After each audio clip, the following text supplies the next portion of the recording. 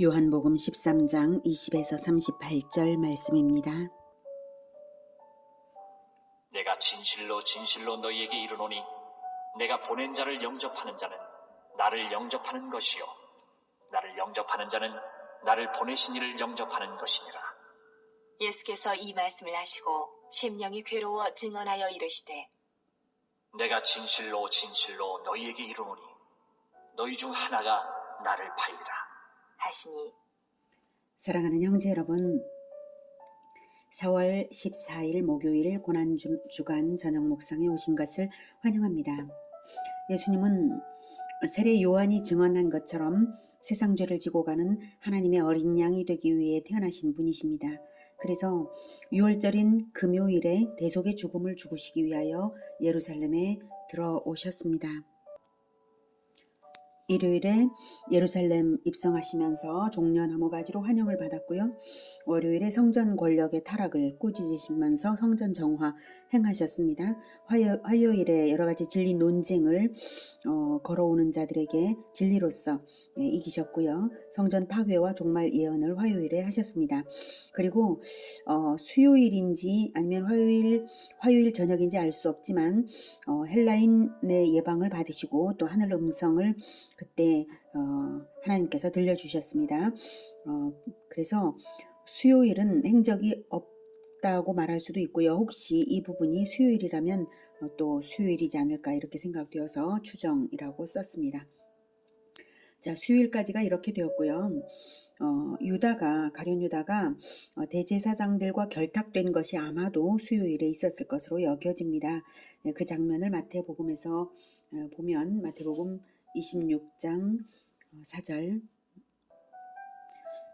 마태복음 26장 4절 예수를 흉계로 잡아 죽이려고 의논하되 대제사장들이 의논을 하되 말하기를 밀란이 날까 하노니 명절에는 하지 말자 이렇게 6월절에는 하지 말자 했었죠. 그런데 6월절에 하게 된 이유가 바로 가룟 유다 때문입니다. 마태복음 26장 14절에 보면 그때에 12 중에 하나인 가룟 유다라 하는 자가 대제사장들에게 가서 말하되 내가 예수를 너희에게 넘겨주리니 얼마나 주렸느냐 하니 그들이 은 30을 달아주거늘 그가 그때부터 예수를 넘겨줄 기회를 찾더라. 그래서 무교절의 첫날 무교절은 7일 동안 지키는 절기이고요. 그 시작이 6월절과 겹쳐져 있습니다. 6월절 날 무교절이 시작이 됩니다. 그래서 무교절의 첫날은 바로 6월절 날에 제자들이 예수께 와서 이르되 6월절 음식 잡수실 것을 우리가 어디서 준비하기를 원하시나이까 이렇게 해서 6월절 음식을 이제 먹게 된 자리이죠. 대제사장들이 6월절을 피하여서 예수 처형을 계획했지만 마침 가룟 유다가 6월절 직전에 대제사장에게 내가 예수를 너희에게 넘겨주겠다 이렇게 했으므로 대제사장들로서는 예수 제자 중에서 협력자를 얻은 이 기회를 이용하지 않을 수가 없었던 거예요. 그래서 자연히 예수 체포는 6월절 양 잡는 날에 이루어지게 된 정황을 마태가 기록한 것입니다. 하나님께서는 이렇게 예수님의 죽음이 6월절 양 잡는 날에 이루어지도록 섭리하셨습니다. 예수님의 죽음이 영원한 6월절 양의 사역, 모든 믿는 자들을 구원하기 위한 대속의 사역이기 때문에 그리고 구약 1500년 동안 계속해서 예표하신 그 6월절의 완성이기 때문에 그렇게 섭리하신 것이죠. 대적들은 6월절을 피하려 했지만 악한 자의 행위를 오히려 역이용하시는 하나님의 섭리는 완전하십니다. 모든 것 너머에서 모든 일을 이루십니다. 예수님께서는 목요일 밤에 체포되시고 금요일에 십자가를 지실 것을 아시기 때문에 6월절 음식을 하루 전에 제자들과 함께 잡수신 것입니다. 그래서 목요일 밤에 역사적 언약식인 성찬식이 있고 최고의 가르침들이 있고 대제사장적 기도가 있습니다. 목요일 행적을 요약해보면 먼저 세족을 하셨어요. 제자들의 발을 씻어주신 것이 요한복음 13장에 나오고요. 이어서 성찬식을 제정하셨고 가룟 유다가 배반할 것을 예언하시고요. 제자들의 배반을 예언하셨습니다. 그리고 중요한 가르침을 주셨는데 그것은 요한복음 14, 15, 16장 전체가 전체에 자세히 기록되어 있고요. 이 부분은 요한복음에만 나와 있는 것입니다. 그리고 대제사장적인 기도를 하시는데 요한복음 17장 전체입니다. 그래서 요한복음은 이 14장부터 17장이 이렇게 가르침으로만 쭉 이어진 그런 것들이고요. 그리고 겟세마네 동산에 제자들과 함께 가서 기도하시고 거기에서 체포당하셨습니다. 그리고 대제사장의 뜰에서 불법 신문을 당하셨는데 이 시각이 정확하게 어느 시각인지는 알기는 좀 어려워요. 그러나 베드로가 새벽 딱 올 때 이제 거짓말을 예수님을 부인했다가 회개하는 이런 장면이 나오죠. 그래서 그걸 짐작해 볼 때 이 시간 대제사장의 불법 신문은 아마도 목요일 밤부터 금요일 새벽까지 이어졌을 것이다. 이렇게 생각이 되어서 금요일 새벽에 있었던 일로도 봅니다. 자, 오늘 새벽 묵상에서 이 성찬식의 의미를 살펴보았으므로 성찬식 자리에서 이 배반 예언하신 이 부분을 지금 보겠습니다. 그리고 요한복음 부분은 생략하고 겟세마네 기도 장면을 보겠습니다. 20절 내가 진실로 진실로 너희에게 이르노니 내가 보낸 자를 영접하는 자는 나를 영접하는 것이요 나를 영접하는 자는 나를 보내신 이를 영접하는 것이니라. 네, 내가 보낸 자 즉 제자를 영접하는 것이 예수 영접이고 예수 영접이 하나님 영접이다. 이렇게 제자를 매우 중시하신 말씀이죠. 21절 예수께서 이 말씀을 하시고 심령이 괴로워 증언하여 이르시되 내가 진실로 진실로 너희에게 이르노니 너희 중 하나가 나를 팔리라 하시니. 네. 20절에서 제자가 얼마나 중요한지를 말씀하셨기 때문에 제자에게 배반당하는 것이 또 얼마나 괴로운 일인지를 또 보여주시는 것입니다. 이것이 가장 괴로운 일이죠. 제자에게 배반당하는 일. 22절부터 듣겠습니다. 제자들이 서로 보며 누구에게 대하여 말씀하시는지 의심하더라. 예수의 제자 중 하나. 네. 제자들이 서로 의심했다는 것은 혹시 나에 대한 말씀이신가 이렇게 하면서 염려하는 분위기였던 것이에요. 그래서 아무도 가룟 유다를 의심하지는 못했습니다. 23절부터 곧 그가 사랑하시는 자가 예수의 품에 의지하여 누웠는지라. 네, 예수의 제자 중 하나 곧 그가 사랑하시는 자는 지금 이 복음서가 요한복음이죠. 요한입니다. 요한 자신이 자기 이름을 언급하지 않고 예수님께서 사랑받은 걸 기억하며 이렇게 표현을 한 것이고요. 요한은 가장 나이가 어렸기 때문에 가장인지는 모르겠고 아무튼 나이가 어렸어요. 어려서 그리고 또 예수님의 사촌간이기도 해서 아주 이제 스스럼 없이 예수님의 품에 의지해서 눕기도 하고 기대기도 하는 이러한 관계였습니다. 계속 듣겠습니다. 시몬 베드로가 머리짓을 하여 말하되 말씀하신 자가 누구인지 말하라. 하니 그가 예수의 가슴에 그대로 의지하여 말하되 주여, 누구니이까? 네, 이렇게 예수님의 가슴에 기대어서 앉아 있었기 때문에 시몬 베드로의 머리짓과 표정을 알아차려서 말소리를 들은 게 아니에요. 머리짓과 표정을 알아차려서 예수님께 아주 살짝 귓속말처럼 물어본 것입니다. 주여 누구니까? 그래서 예수님도 살짝이 요한만 알아듣도록 아마도 대답하셨을 것입니다. 26절 예수께서 대답하시되 내가 떡 한 조각을 적셔다 주는 자가 그니라. 하시고 곧 한 조각을 적셔서 가롯 시몬의 아들 유다에게 주시니 조각을 받은 후 곧 사탄이 그 속에 들어간지라. 이에 예수께서 유다에게 이르시되 내가 하는 일을 속히 하라. 하시니 내가 하는 일이란 내가 맡은 일을 속히 하라는 것입니다. 유다가 자기 자신의 정체성을 예수 제자로 알고 있다면 예수 제자로서의 직무를 수행할 것이고요. 반대로 마귀의 종이라면 마귀의 직무를 수행하겠죠. 예수님의 명령은 내가 맡은 일을 속히 하라. 이 예수님의 명령은 유다 자신이 가진 자아 정체성에 따라 이렇게도 또는 저렇게도 행동할 수 있는 말씀인 것이고요. 그 자신의 반응으로서 자기 행동으로서 자기가 누구인지를 나타낼 것입니다. 바로 그 타이밍은 사탄이 그 속에 들어간 가룟 유다에게 들어간 시점입니다. 가룟 유다는 평소 마귀의 종이었으므로 마귀가 들어오면 들어오는 대로 마귀를 대적하지 않고 마귀가 시키는 대로 하던 자였는지라 마귀의 일을 하는 것입니다.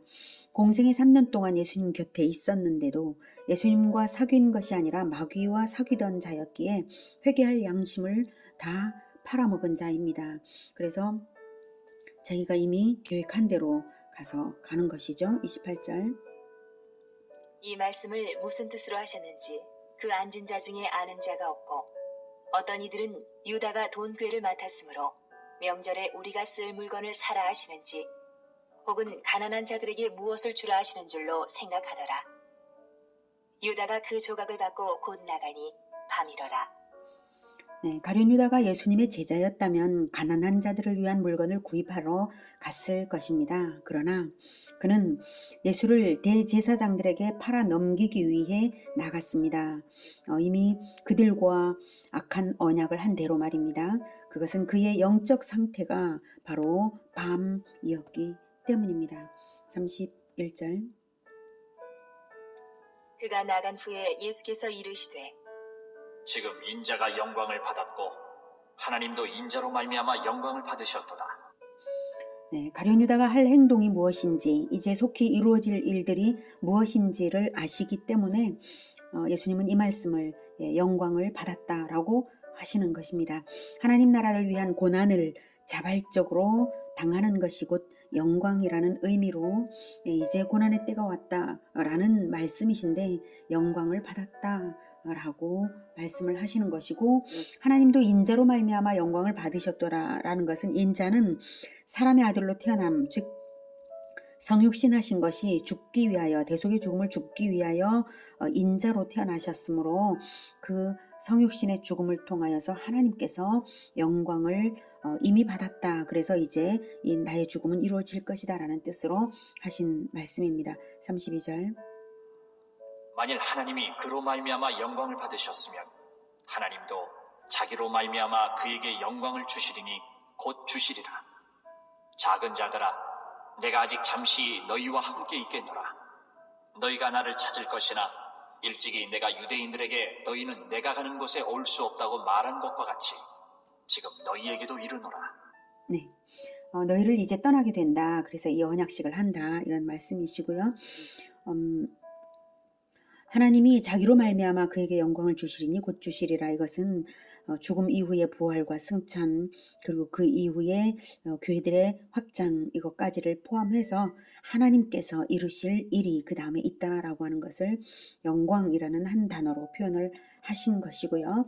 그래서 이제 죽을 것이다 라고 하는 의미로 이제 유대인들에게 너희는 내가 가는 곳에 올 수 없다 라고 말한 것과 같이 지금 너희에게도 똑같이 말한다. 너희들은 지금은 나를 따라 올 수 없어. 이렇게 말씀하셨습니다. 34절. 새 계명을 너희에게 주노니 서로 사랑하라. 내가 너희를 사랑한 것 같이 너희도 서로 사랑하라. 너희가 서로 사랑하면 이로써 모든 사람이 너희가 내 제자인 줄 알리라. 네, 이제 제자들은 예수님을 따라갈 수 없고 그리고 예수님은 그들을 남겨두고 계심으로 새 계명으로서 언약식을 하시면서 새 계명으로서 예수님의 남은 사역을 제자들에게 맡기는 것입니다. 이 계명을 지키는 것이 바로 예수님으로 인하여서 예수님을 통하여서 예수님 안에서 이루어지는 모든 일들이 이 새 계명을 지키는 것으로서 언약의 백성이 되는 것입니다. 이 새 계명을 주시는 것으로만 요한복음에서는 말하고요. 계명은 언약에 따른 것이니까 이 새 계명을 주시는 것은 바로 성찬식입니다. 이 성찬식 장면들은 마태복음 26장에서 보겠습니다. 요한복음에는 성찬식 장면이 없죠. 마태복음 26장 26절부터 그들이 먹을 때에 예수께서 떡을 가지사 축복하시고 떼어 제자들에게 주시며 이르시되 받아서 먹으라. 이것은 내 몸이니라. 하시고 또 잔을 가지사 감사기도 하시고 그들에게 주시며 이르시되 너희가 다 이것을 마시라. 이것은 죄 사함을 얻게 하려고 많은 사람을 위하여 흘리는 바 나의 피, 곧 언약의 피니라. 네, 이렇게 언약식으로서 성찬식을 제정하셨습니다. 많은 사람을 위하여 흘리는 바, 죄사함을 얻게 하려고 많은 사람을 위하여 흘리는 바, 나의 피, 곧 언약의 피니라. 언약식이 바로 성찬식입니다. 이 만찬은 유월절 만찬을 하루 앞당긴 것이었으므로 내일 십자가에서 흘리실 보혈을 미리 상징하시면서 제정하신 영원한 유월절 만찬입니다. 그렇게 구약의 유월절은 신약의 성찬식으로 승화된 것입니다. 구약의 할례는 신약의 세례로 승화된 것입니다. 언약의 피라는 것은 구약 1500년 내내 제단에서 흘려진 모든 제물의 피이면서 유월절의 모든 가정들의 대문에 발라진 그 피입니다. 그 언약의 피를 마시라는 것입니다. 구약 율법에는 피는 결코 먹지 못하게 하셨는데요. 예수님은 상징으로서 포도즙을 주시며 자기의 피를 마시라고 하십니다. 이것이 무슨 뜻일까요? 그것을 먹어야 생명을 얻는 영생수다라는 겁니다. 즉 보혈을 먹어야 우리 영혼이 먹는 거죠. 우리의 영혼이 예수님의 보혈을 먹어야 영원한 생명을 얻는 것이다. 그것이 영생수다. 날마다 물을 마시듯이 보혈을 우리 영혼이 마셔야 사는 그 언약의 피이면서 영원한 생명수입니다. 그러므로 영생을 위한 언약의 피입니다. 죄사함을 주시는 언약의 피입니다. 그 피가 뿌려진 영혼들은 하나님께서 죄를 넘어가 주시는 은혜가 있는 것입니다. 이것이 언약 백성으로서의 출발입니다. 우리가 물을 마시지 않으면 죽지 않습니까? 그렇듯이 물처럼 보혈을 우리의 영혼이 마셔야 사는 것입니다. 36절로 요한복음 13장 36절 시몬 베드로가 이르되 주여, 어디로 가시나이까? 예수께서 대답하시되 내가 가는 곳에 내가 지금은 따라올 수 없으나 후에는 따라오리라. 베드로가 이르되 주여, 내가 지금은 어찌하여 따라갈 수 없나이까? 주를 위하여 내 목숨을 버리겠나이다. 예수께서 대답하시되 내가 나를 위하여 내 목숨을 버리겠느냐? 내가 진실로 진실로 내게 이르노니 다 굴기 전에 내가 3번 나를 부인하리라. 네, 33절에서 너희는 내가 가는 곳에 올 수 없다고 말한 것과 같이 지금 너희에게도 그렇게 말한다 이렇게 하셨기 때문에 베드로가 36절에서 어디로 가시나이까 물은 것이고요. 그래서 예수님은 내가 지금은 따라올 수 없으나 후에는 따라오리라고 하시죠. 그 언약의 피를 받은 제자들조차도 당장은 죽음의 자리까지 예수님을 따라가지는 못하고요. 당장은 예수님을 배반할 것을 예수님은 아십니다. 예수님은 모든 성장 과정과 결과를 기대하시는 것이기에 현재 배반당하는 것에 결코 상처받지 않으시는 것입니다. 오직 완성될 천국에만 초점이 있으십니다. 그러므로 우리는 언약의 피로서 출발되었지 않습니까? 예수 제자로서 예수님의 뒤를 따라서 나아가기 위해 성장을 거듭하면서 그 뒤를 바짝 따라야 할 것입니다. 천국은 제자들이 예수님과 함께 예수님이 보내신 성령의 인도를 받으며 이루어가는 역사 속의 실체입니다. 성찬식을 마친 후 그 다음 겟세마네로 이동하여서 기도하는 장면은 마가복음에서 보겠습니다. 마가복음 14장 32절 그들이 겟세마네라 하는 곳에 이르매 예수께서 제자들에게 이르시되 내가 기도할 동안에 너희는 여기 앉아 있으라 하시고 베드로와 야고보와 요한을 데리고 가실새 심히 놀라시며 슬퍼하사 말씀하시되 내 마음이 심히 고민하여 죽게 되었으니 너희는 여기 머물러 깨어 있으라 하시고 이제 박해를 맞이할 준비로서 가장 중요한 기도를 함께 하도록 데리고 가십니다. 겟세마네 동산은 감람산에 속한 겟세마네 동산이고요. 8명의 제자들에게는 쉬게 하시고 3명의 핵심 제자들만 기도 자리에 데리고 가셨습니다. 가룟 유다는 성찬식을 하는 중에 자리를 떴고요. 가룟 유다는 그 시간에 대제사장들에게 가서 예수 체포 계획에 합류하고 있는 중입니다. 3명만 데려가신 것을 보면 사역의 비중이 높은 자일수록 하나님께 가까이 하여 기도해야 함을 느끼게 하고요. 한편 누가복음에서는 누가복음 22장 40절에 그곳에 이르러 그들에게 이르시되 유혹에 빠지지 않게 기도하라 라고 말씀하셨습니다. 그것을 보면 비중 있는 자일수록 더욱 시험에 들지 않게 유혹에 빠지지 않게 기도하는 것이 필요함을 알 수 있습니다. 그런데 나중에 보면 제자들은 전부 배반의 유혹에 넘어가 버리고 맙니다. 기도가 부족했기 때문이죠. 예수님도 극강의 고난 앞에서 연약한 육신을 가진 인간이심으로 그 고난을 이기기 위해서는 기도가 필요했습니다. 그 고난이 얼마나 극심한지를 예수님은 아시고 인간적인 고뇌와 충격을 나타내셨습니다. 내 마음이 심히 고민하여 죽게 되었으니 이렇게 말씀을 하시죠. 조금 나아가사 네. 조금 나아가사라고 하는 것은 제자들과 조금 떨어진 자리, 누가복음에서는 돌 던질 만큼의 거리라고 합니다. 그러니 서로 간에 기도가 방해가 되지 않으면서도 제자들이 들으려고 하면 들을 수 있는, 그래서 예수님의 기도가 기록으로 남을 수 있었던 거겠죠. 그래서 예수님의 기도가 이제 들렸던 것이고, 이제 땅에 엎드려 될 수 있는 대로 이때가 자기에게서 지나가기를 구하여 이르시되 아빠 아버지여, 아버지께는 모든 것이 가능하오니 이 잔을 내게서 옮기시옵소서. 그러나 나의 원대로 마옵시고 아버지의 원대로 하옵소서 하시고 기도의 내용은 아버지의 원대로 하옵소서입니다.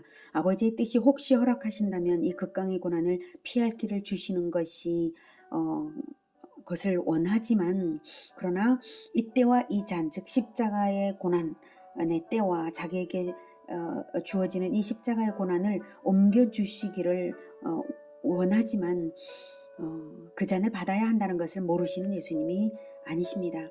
그러면 이미 다 아시면서 왜 그렇게 기도하실까요?